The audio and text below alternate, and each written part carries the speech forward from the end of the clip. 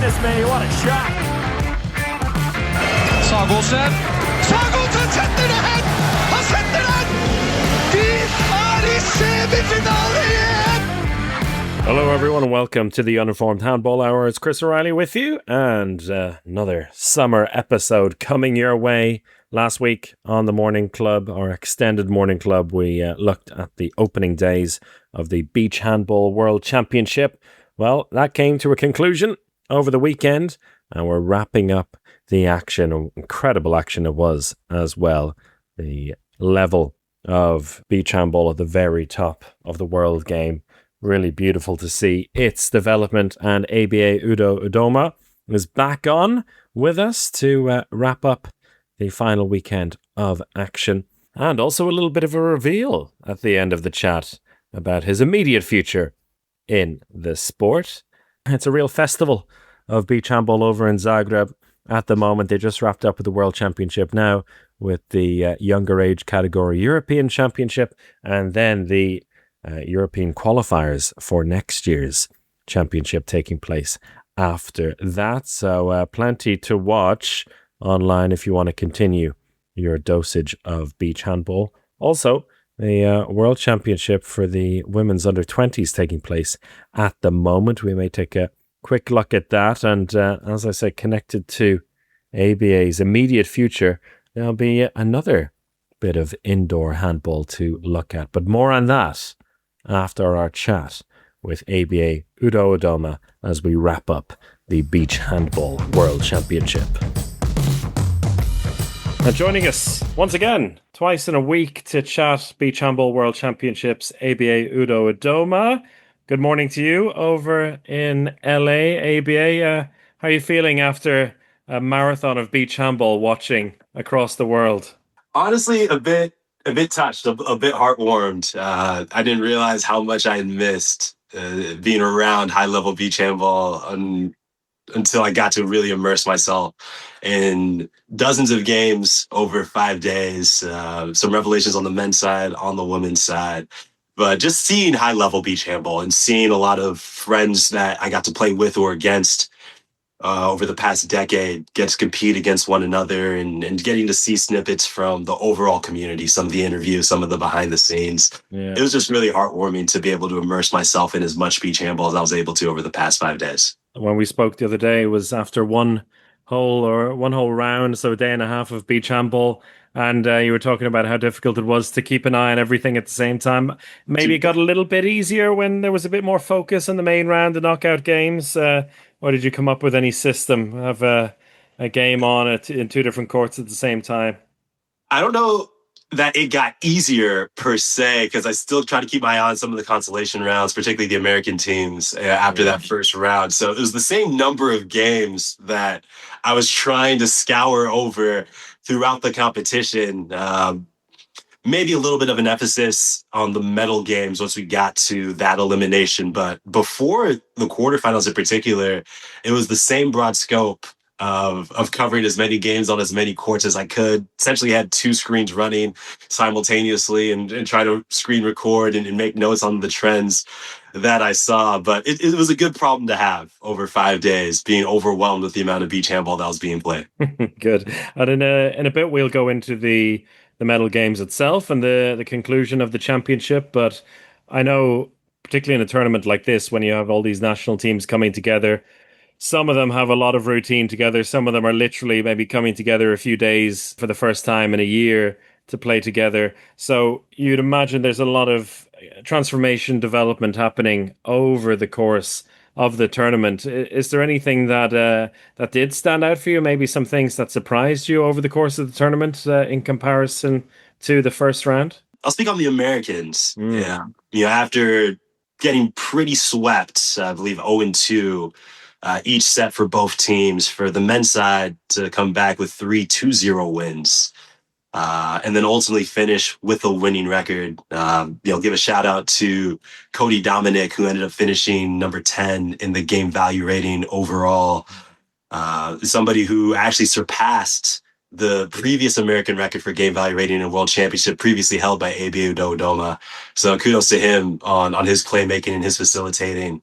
And then I'll also give a shout out to Brian Cook, who in his International Handball Federation article mentioned that beach handball changed his life and beach handball had the capacity to change his world. And I think that was a sentiment and narrative that I try to espouse, to the guys when I was competing, and something that I'm 100% a believer in, just the ability for this discipline to transcend barriers and connect people from all over the world across continents. And to read that article from him in particular, talking about the impact that beach handball has made in his life and the impact that he can make globally. I think that's something that I would be remiss not to highlight in the grander scheme of things, as far as the teams that didn't necessarily make it into the main round. Just being able to see the performance of Cody Dominic, somebody that I had the pleasure of mentoring over an extended period of time, and then to hear some of the words from Brian Cook talking about what the discipline means and the impact that it has in individual lives and globally. That's something I definitely wanted to point out as far as the teams who didn't make it past that first round. Yeah, no, I think it's a great example of, we talked about in some of the areas they were maybe lacking, or some areas that were missing from this team, but with the intensity of the tournament and the amount of exposure you get to that high level, I guess there are some lessons that can be learned pretty quickly in this as well, and also something for us to bear in mind now when we go into these final games. The men's and the women's finals were both repeat matchups of preliminary round matches as well, quite interestingly. Germany taking on Brazil in the men's competition, and in the women's, Argentina taking on Denmark. So you said you have something a little bit prepared for us, a quick recap on those medal matches. So if you'd like to dive in, the floor is yours. Yes, sir. You mentioned repeat matchups. Now, Spain and Brazil wasn't a repeat matchup, but going into this game, one of the concepts worth pointing out is that Brazil often try to implement a box defensive concept. I'm not sure if you can see, you have a central defender with their arms wide, and the two lateral defenders turn towards each other, extending their arms. It creates a bit of a box. And when you have 1.8 plus defenders, if you get trapped inside that box, it can be very difficult to get out of. Here's an example of a Spanish attack getting caught inside that box and trying to make a pass, easily stolen by the Brazilian defense. One of the counters I thought was impressive by head coach Juan Pablo Murillo Barro and this Spanish national team was the utilization of backdoor in-flights to circumvent the Brazilian box defense, both on the right to Anoa Lucia Garcia and to the left to Miriam Gonzalez, the best left wing at the World Games 2025. Transitioning to the men's bronze medal game, the man of the hour with the two-way impact in the shootout was Argentina's Santiago Vidondo in his country's first ever senior men's world medal game. First shooter in the shootout, switches hands on the spin shot. Reminds me a lot of the handball ninja Ebiye Udo-Udoma, but additionally, what reminds me of the handball ninja Ebiye Udo-Udoma and his impact on the game, drawing an attacker foul, making the lone save for Argentina en route to their first senior men's world medal. Transitioning to the women's gold medal match, also featuring Argentina, was a battle of two number 12s in goal. For Argentina, Maria Suarez putting on a clinic in the first set, but the second set was the Ditte Vind show. The Danish goalkeeper with a 33.00 goalkeeper value rating on 11 saves, 35% save rating. She was absolutely phenomenal in the second set and was the key catalyst alongside the offensive playmaking of Lena Larsen that galvanized Denmark's second set comeback against the Argentinians and induced a shootout. There was a recurring theme for Argentina on the final day of the 2026 Beach Handball World Championships. On the men's side, the aforementioned Santiago Vidondo, number 6, normally a court player, putting on the goalkeeper jersey and making an impact out onto the court. His women's compatriot, also number 6, Alma Yasmin Molina, 3 consecutive shootout stops to secure the treble for this Argentina women's side, now the reigning continental, the World Games, and World Champions. The men's final also featured a team from South America and a team looking to secure the beach handball treble. although they were not the same team. Penta world champions Brazil taking on world championship final debutants in the senior men's competition, Germany. Earlier in the competition, I talked about the increased prevalence of four-high attacks and the rising star that is Leonard Warman, and both of those things were on full effect in the senior men's final. Leonard Warman in what I'm going to deem the Warman position, that non-specialist center back on the side that allows him to dive into pivot. He was doing it with the spin. He was doing it with the in-flight. And he was also facilitating as well. Here, you're going to see an assist to Robin John. I think the Warman position is going to be more prevalently used in beach handball moving forward after this performance that we saw. 7 for 7, 100% shooting effect on top of being a playmaker.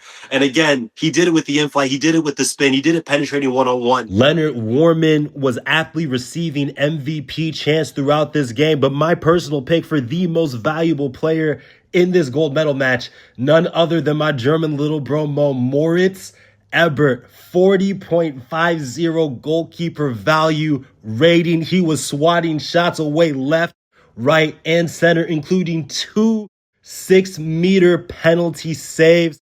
One of the more spectacular performances that we will ever see on a beach handball court. To the extent of my knowledge, a world championship final record for a goalkeeper.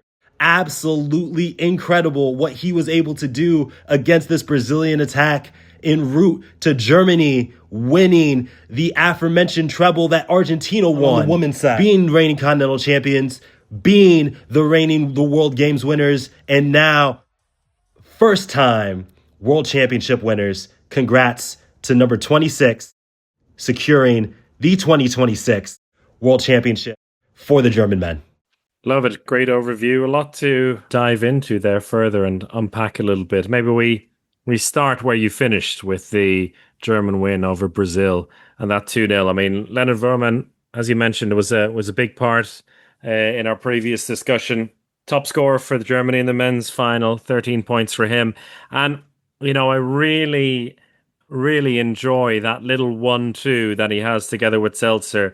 And I saw it a lot back in May when he played with the Danish guys in the Yaron Cup, where he was more of the provider. So I'm not sure if this is something that the Germans had been working on, or maybe something that has come to him a little bit in more recent times that they've developed. But basically dragging the line player out, or the pivot player out, and then playing the ball off, sneaking back in behind. And basically, if you're running forward towards the goal, the defender's running back to track back. There's only going to be one winner in that every single time. Super simple play, but I mean, delivered beautifully. I think a lot of credit should be given to Coach Morten Franke. You know, when you have a team, as I mentioned in that first episode, sans Matt Wolin, sans that traditional pivot superstar, with the construction of the guys that you have, what solutions can you consistently find? And he said, we don't necessarily need someone to start at pivot. We'll start 4 in a line because we have 2 elite playmakers in the middle. And it wasn't just that he was a playmaker. It was the versatility to dive in between being in the back 4 and going into that pivot position that really befuddled a historically great Brazilian defense. And it was something that was key to their success throughout the competition. And again, something we pointed out in that first episode, and seeing how that materialized throughout the competition. An incredible coaching job by Coach Morten Franke, and incredible performance technically by this entire German roster, both in attack and defense. Yeah, I mean, the defense, I think, deserving a lot of credit as well. You made a reference to that box defense at the women's bronze medal game. Germany's a bit more kind of fluid there, but they're also, when they needed to, kind of fall back, pack in, and use their wingspan to shut down any kind of in-flight passes. They did it very well, and maybe that was a little bit of an influence for the perhaps increased need to take on spin shots from the Brazilian side that we might not have seen so much of in the past. Interestingly, in both sets there, big kind of run midway through both sets. I mean, it was a 6-0 run in the first set for Germany as they took control.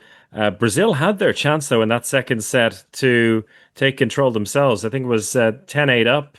They had a chance to extend it to a 4-point lead, but instead went just 4 points in the final 6 minutes of that second set. Brilliant defensive work, brilliant goalkeeping, as you said, from Moritz Ebert as well, who, the saves and the timing of the saves was one thing, but he was also in a bit of a personal battle with the referees and the players on the opposition side. I think getting hit in the head 3 times and still managing to get up and make those saves. It was a wonderful performance. Do you give more credit to the Germans on that side for being able to shut down Brazil, or do you think there's some area of this Brazilian attack perhaps that let them down on Sunday? I'm not going to disrespect the Brazilian attack. I really think the German defense should get credit, particularly in the adjustments they made from game 1 to game 2 in that first set. Hendrik Pross in the strong side defense position, getting a steal, having hands in the passing lanes. Tobias Zayn, the World Games 2025 best defender, working well in concert with the now 2-time reigning World Championships best defender, Severin Henrik. That first set was really the on-court defense by Germany putting on a masterclass in how to game plan for an opponent that you've previously faced.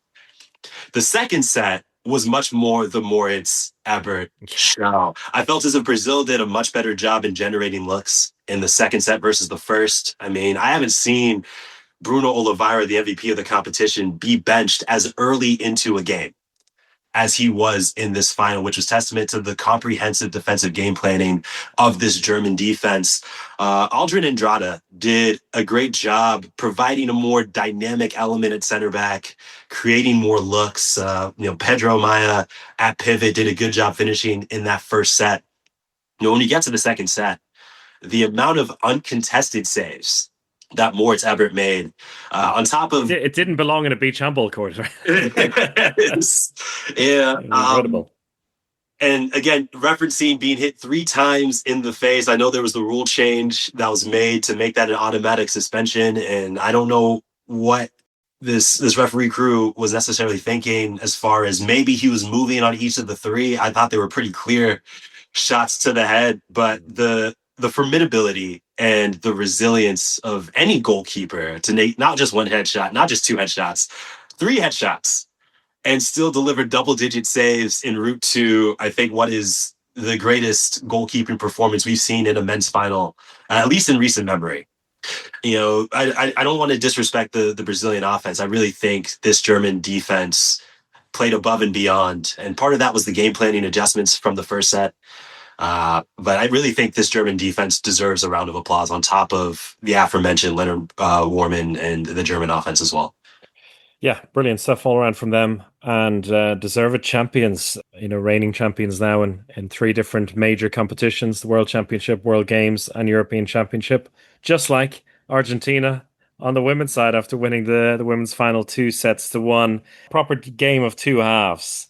That one and that game of 2 goalkeepers as well, with Suarez in the first set, Didavind in the second. I mean, Danish dominance in that second set to take it to the shootout. And, what great mental fortitude from this Argentine team to be able to bounce back from that. I mean, how many times, it probably can't even count how many times you've been in a situation where you do the good work in the first set, or the opposite, and things have fallen apart. But the second set is the real momentum shifter, and it's if you did a study on it, you'd probably find there's a proper correlation between winning the second set and taking the shootout.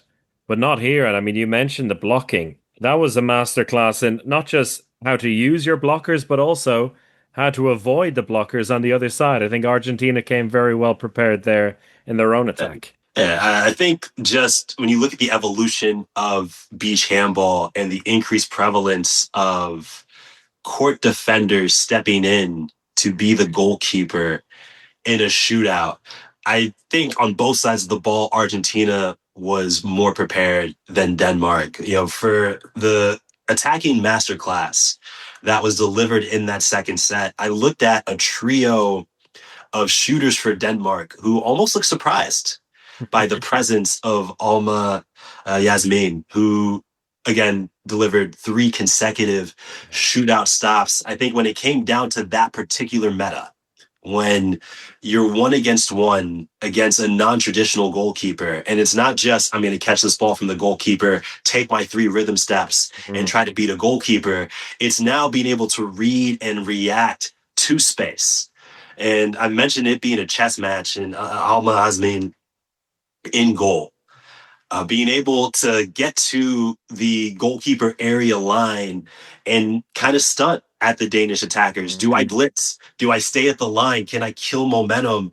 And then ultimately timing when the spin happened to make 3 saves, basically starfish saves or direct on saves. Again, reminding me of the handball ninja Ebiye Udo-Udoma and how he approached that particular role. But then on the other side, as you mentioned, it was an Argentinian team who I felt was more prepared for that particular dynamic, maybe a little bit more practiced against defenders coming out. Lucila Balsas being able to catch the ball, the immediate spin, recognizing the spatial distance was too much to retreat on the immediate spin and not even trying to encroach. There's a meta to that particular one-on-one dynamic on both sides. And I just feel as if this Argentinian women's team was more practiced in it. And that was the difference in the women's final. Yeah, if you haven't seen anyone listening, the saves from Alma Yasmin Molina, the second one for me really is just perfect. That, as you said, waiting for the spin to come and then taking that step out or 2 steps out to shut it down. Proper meta work there in the shootout. Fantastic result for them, and what a rise as well over the last few years. I mean, we could probably look back to the Youth Olympic Games as this kind of watershed moment for the Argentine women, but it's also on the German side. We were talking about it just a few days ago. There's been so much chat over the years about the German women's team. The men are now having their moment. They've got some back-to-back finals in Europe and World Games, World Championship, getting the golds now as well. And I think in both cases, both are in different ways handball nations, but a lot of lessons to be taken and how to quickly, the world context of sport, it's quite a short amount of time, the fact that these 2 programs have been built into world leading ones. And I guess gives a lot of hope and a lot of homework for everyone to do when they come home from Croatia. Yeah, I'll start with Argentina and then ultimately transition to Germany on both the men's and the women's side. I mean, for this men's team to win a world bronze, being somewhat in the shadow of the success of that women's team. They won bronze in Buenos Aires in 2018 on the men's side when their women won gold. And their women, that kamikaze squad, really catalyzed the growth of the discipline for both genders. And you have a men's team that's kind of been playing catch up to the women's team. Obviously, the Brazil men's side has been tough for this Argentinian men's team to supersede, and they were behind Brazil in the rankings. But to see that 2018 side of kids mostly born around 2000, now in their mid-20s, Nahuel Perez, another Paris 2024 showcase teammate of mine, winning the best left wing award. I mentioned Santiago Vedando and his impact on both sides of the ball. To see this Argentinian men's side come into their own and start to replicate some of the success. In many ways, I thought they were going to be what the German men's team has been. As far as women's teams who were on the rise first and men's teams who were around the same age but maybe needed a couple more years to develop into, I thought Argentina men were going to be what the German men are. But to see them win that bronze in 2 incredible wins against Portugal and Croatia as 2 strong European sides, and then this Argentina women's team, as you mentioned, similar to Germany on the men's side, the Continental World and World Games trifecta over the past 2 years. But transitioning to Germany, one of the things I mentioned as far as bold predictions was that this would be the first final that the German women don't make it to. And I only said that because of the absence of Bellen Getworth. It wasn't a knock on the defense. I mean, Lucy Marie Kretschmer in defense, at one point, twice as many steals as the next highest defender. This German women's team on the defensive side of the ball delivered a typical world tournament performance. But again, when you don't have that glue piece in the middle, it's a different game in attack. And I saw an attack in their quarterfinal loss being held to sub 16 points in both sets. That is rare for this German women's side, and just being harassed. I think the presence of Bellen Getworth was really missed on this German women's side, but it's far from the last we're going to hear from this German women's side. It's still a perennial powerhouse. I still expect them to be in those medal games moving forward. And the German men, I think, a great testament to infrastructural development. You take a group of preteens in the 2010s. I remember playing against Germany in 2017 on the men's side, a group of primarily indoor handball converts is something that you've alluded to. When Germany started, those senior teams being primarily indoor players, but now the rise of the native beach handball player, someone who gets into beach handball as a kid or as an early teenager and being given a decade of development in the discipline and seeing the meta of a group of guys who really understand proper beach handball on top of growing up playing indoor handball, seeing that finally come to fruition in the past couple of years for this German men's side. I think what I saw in their final against Brazil was maybe a bit of a passing of the torch as far as the predominant male meta that's been conduit to success. You even saw at the end of that men's final, Brazil running what I've referred to as the Warman formation, where they took out Pedro Maia at pivot and they put Aldrin Rodriguez in that left center back position alongside Bruno Oliveira in the specialist position. I mean, the brilliance of Moritz Ebert still neutralized it. But to see a team like Brazil that is very resistant to changing the fundamental meta of how they play and see them adopt a bit of the German meta at the end of that final, that to me was a bit of a passing of the guard and what we're going to see in senior men's beach handball moving forward. You have a German team, again, that Buenos Aires era generation. You have a group of guys who are in their mid to early 20s, just delivering a class performance. And I think that's going to be more of what we're going to see at the top of senior men moving forward. Do you think of this situation? We're talking about teams here, 2nd to 8th in the men's competition, and maybe also on the women's side. But teams that like Brazil, Croatia, Denmark, like for Hungary, even teams that haven't had a disastrous tournament by any means, but if you don't win gold for some of these teams, you don't win at all. If you're not first, you're last. But of course, these things can change very, very quickly. We've seen countries like Brazil and Croatia have a disaster one year and then come back a year or two later and have a magnificent tournament while sticking to their principles.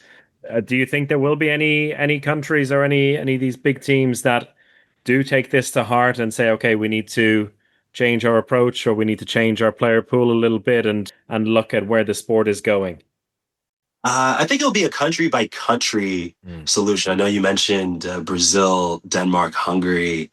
Hungary, a great tournament, ultimately a quarterfinal exit. And then, as you said, if you're not first, you're last. It's kind of the meta with some of these countries. But I think it's going to be a country by country solution. One of the things that the Brazilian head coach, Antonio Guerra, made reference to was maybe it's time for Thiago William Oliveira to take over for him. It's 20 years since the anniversary of that first Brazilian men's World Championship in 2006. And you look at the roster that consists of Bruno Oliveira, who's 40 years old. I think with how Bruno plays, he could play till he's 50 years old. His game isn't necessarily predicated on explosive athleticism, but you look at some of the other players, Nelson Amaral, 2 for 9 in the final, ultimately on that right wing, a Brazilian defense that you have Marcelo Tuller, one of the better defenders in the history of the game, Hugo Fernandez, Diogo Silva, all in their 30s. And you question, do you need some youth alongside the experience and the tactical discipline that you've brought? I don't think it's Bruno Oliveira's last dance unless he wants it to be, personally. But when you look at some of the other position players, do you need a little bit more of that explosive athleticism alongside of the presence and the tactical discipline that you've seen historically in the Brazils and in the Croatias? I think for Ivan Dumicic, I don't think it's his last dance. Maybe a drop in performance relative to his MVP performance at the 2024 World Championships in Pingtan, China, but he still delivered a top 10 player in the competition performance. My question with that Croatian side was, how do you replace Lucien Burra? And on that right wing, I was impressed in the quarterfinals and even in the semifinals, Karlo Grkovic.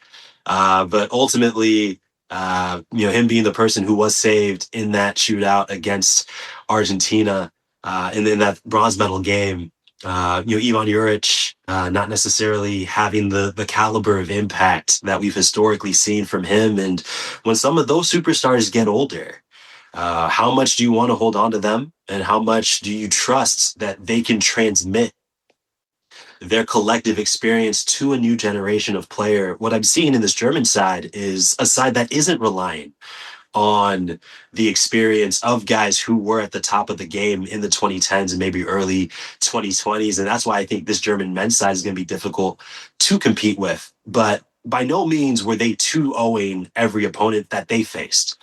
I think Brazil is still going to be an elite country. I think Croatia is going to be an elite country. I think Portugal on the men's side, we haven't talked about. You have a Spanish side who, until they faced Brazil in that quarterfinal on the men's side, was as good as any team in the competition. I still think there are half a dozen countries in the senior men's side who were legitimate world championship contenders. The thing with this German side is just the youth that is combined with the system that they've developed. That's what's going to make them a world contender over at least the next half decade to a decade. Where some of these other countries that have relied on older players, they've got to look at, do we want to pass the torch to a younger generation? Or do we still trust the experience that some of these older players bring to the table? It'll be interesting to see. Yeah, I think that maybe we've already seen a little bit of that reaction on the women's side because it's been a German team that has been so young and, showing that they're only going to get better. Now it's going to be a similar case for the men. So it's, you've got to shape up or change your approach to keep up with this team that's going to continually. You don't see them dropping off any point soon. That's for sure. These now that they've tasted gold at the world level, this Germany team. We'll wrap up then with a little bit of a follow-up from the last time we chatted. We talked about your potential comebacks on the beach side. In the meantime, there's been some breaking news, but it's for the indoor version of the sport and a major tournament that maybe not everyone would have realized is coming up soon, but one that I think the handball world is definitely going to keep an eye on. On the indoor side, the North American Club Championships qualifier for the International Handball Federation's Club World Championships will be contested in Mexico in the upcoming weeks. And I've been recruited by the U.S. national champion Los Angeles Team Handball Club to represent them in the competition. So I'll be heading down to Mexico and extending what I thought was a 1-year return to indoor handball into a second year, and ultimately just grateful for an opportunity to still be able to travel and still be able to compete in the sport that I've fallen in love with over the past decade and a half. Looking forward to suiting up alongside Lewis Howes, Jan Viktorov, and the Los Angeles Team Handball Club next month in Mexico. Yeah, exciting times. It's a team that a lot of people have had an eye on, particularly over the inaugural league season over in the USA, and with the plethora of legends that have joined the club. So I guess a few of those will be alongside you in this tournament as well. I think since it hasn't been made public, I think I'm going to keep the rest of our roster under wraps for preparation purposes. But we don't want Lewis Howes coming after us. It should be an elite side, and it should be a side that is in contention if we do what we should do to win this competition and ultimately qualify for another Cairo, Egypt World Club Championships. In Ebiye, it's another return to the court for you. There's a small event happening in 2 years' time. I don't know if you've allowed yourself to start thinking about that at all. I think you haven't got a call. As far as events that are going on, as far as events that are going on in 2028, my focus at the present is this upcoming Club World Championships in Mexico, and just trying to help the squad qualify for the World Club Championships in Cairo, Egypt. Anything beyond that is beyond my purview, and I'll leave it at that. I jest. But great to know you'll be on court again shortly. We'll keep an eye on that for sure. So in the meantime, get your hands on the ball again. Stay safe and healthy until that tournament, and looking forward to chatting to you soon again. It was great to be able to chat with you over this World Championships, and keep in touch, Chris. Thank you. Well, thank you to Ebiye. Exciting stuff coming your way soon, it seems, with the North American and Caribbean Club Championship.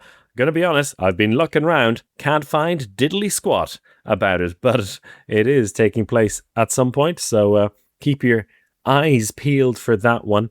Perhaps Team Handball News and John Ryan will be able to give some details on that shortly enough, but when there is some news on it, I'm sure we'll be doing a little morning club on that, because it'll be fascinating to see how the stars of LA Team Handball do against North America and Caribbean's finest.